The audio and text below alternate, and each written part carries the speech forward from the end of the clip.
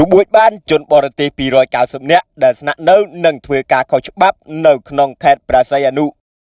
សមត្ថកិច្ចចុះឃាត់ខ្លួនជនបរទេសចំនួន290នាក់បន្ទាប់ពីមានការផ្ទុះការតវ៉ារវាងក្រុមជនជាតិប៉ាគីស្ថាននិងបង់ក្លាដេសប្រឆាំងនឹងជនជាតិចិនដែលប្រើពាក្យប្រមាថជាតិសាសន៍នៅកន្លែងធ្វើការនៅក្នុងក្រុងព្រះសីហនុកាលពីយប់ថ្ងៃទី4ឈានចូលថ្ងៃទី5ខែតុលាឆ្នាំ2025នៅថ្ងៃទី6ខែតុលាឆ្នាំ2025ឯកឧត្តមសេនីយ៍ឯកសរដ្ឋាអគ្គស្នងការរងនិងជាស្នងការនគរបាលខេត្តព្រះសីហនុនិងជាតំណាងអគ្គយិកាអមសាលាដំបងខេត្តព្រះសីហនុបានរកឃើញនិងឃាត់ខ្លួនជនបរទេសចំនួន290នាក់រួមមានជនជាតិប៉ាគីស្ថាន216នាក់ជនជាតិបង់ក្លាដេស